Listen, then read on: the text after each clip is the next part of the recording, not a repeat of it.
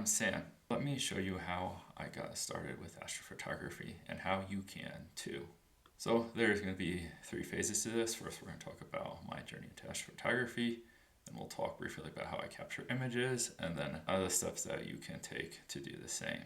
So starting out with this photo here, I was waking up around 3 a.m. to capture this image, and I looked outside and the sky was all covered in clouds. And I was kind of discouraged that I might not be able to get any shot at all. So I was like, I'm going to give it a chance anyway. So I grabbed my gear and I hiked out to the location to capture the image. And I continued to wait and wait and wait. And then finally, about 10 minutes before the dusk, I started to see the Milky Way more clearly. And I very quickly set up my camera and very quickly captured probably 4 or 5 frames for this panorama. So things didn't go exactly the plan that night, but I was still able to capture a pretty amazing image here in a quite short time period. But that's not always how my astrophotography went. So I'm going to talk about my process, how I went from like capturing a comet neowise like this, and my first ever Milky Way photo here, to capturing the latest comet here, Comet Lemon, over 2 different locations, and capturing fully tracked panoramas of the Milky Way. We have to go back first to what I was doing before I was doing photography. So I have a degree in computer science from the University of Illinois, and I spent many years as a software developer for multiple major tech companies. And while I was still doing that, I started to get into photography around 5 years ago. So you can see here I was even capturing some evening to dusk images. So maybe this was showing that I might be doing things at night later on. So back to the comet neowise. So this appeared back in the middle of 2020 about, and I saw a bunch of people capturing images like the comet itself, and then so I was like, okay, I have these cameras, let's see what I can go out and capture myself. So this was my best telephoto shot of it, and I was really happy with that, even though it might not have been as impressive as what some people captured. And then on the first night I went out to capture neowise, I also captured Milky Way because I realized that it was in the distance from neowise, and I was able to capture this image here. So I also captured some wide-angle shots of the comet, but still none of them were super impressive, and I knew that more was possible based on what I had seen in other people's images.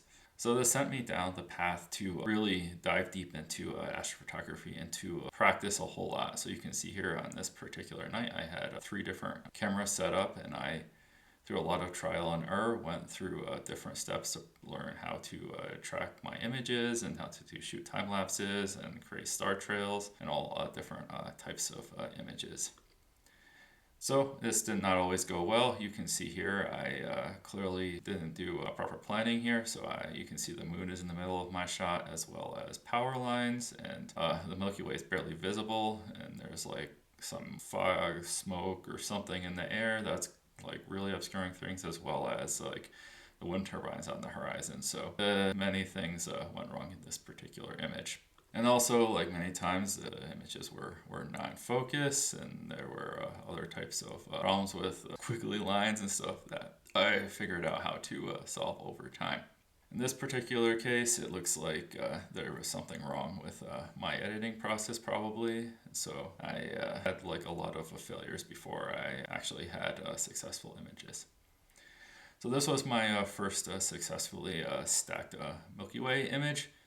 And it might not be as impressive as some of my shots today, but still I was really excited, and you can see some details of the Milky Way here, and yeah, I was just really happy to have something actually work.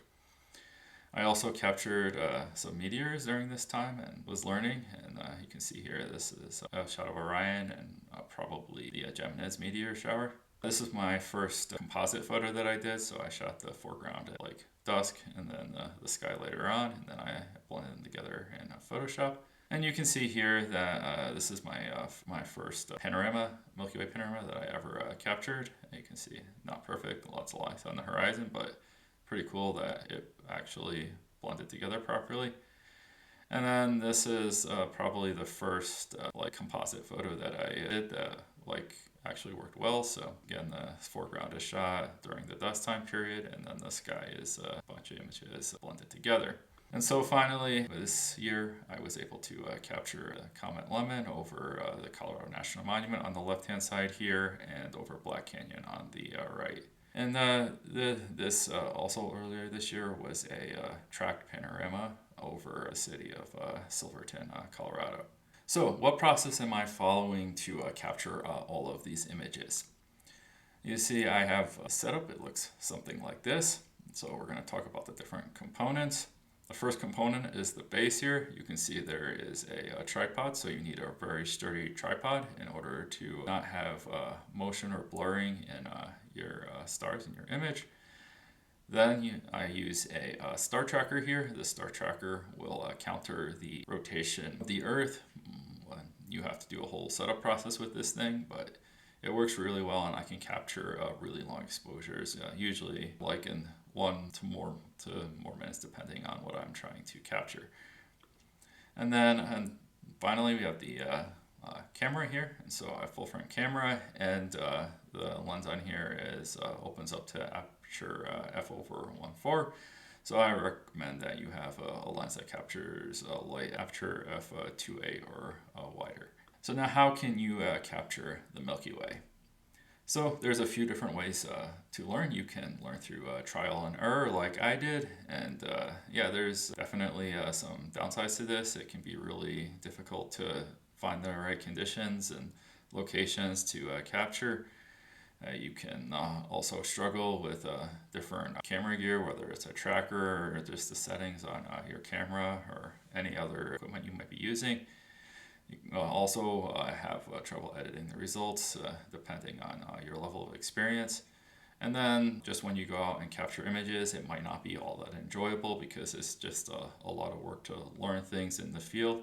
But I think there's a better way. You can learn through my 4-step process. It will show you exact steps to find the right location with the right weather and moon state, and you can also learn all the details about your camera and the other tracker, other stuff that you may be using. And I also provide step-by-step guides for editing your results. And I believe you can actually enjoy the experience of going out and viewing the Milky Way all while following these 4 steps. So why should you join? I have plenty of clients here who are getting excellent results after working with me. So Gotham, on his second attempt, was able to capture a stacked Milky Way shot over Mount Rainier here. And Toasty Avocado's Photography was able to capture tracked Milky Way shots on her first try and create stunning compositions, as you can see here.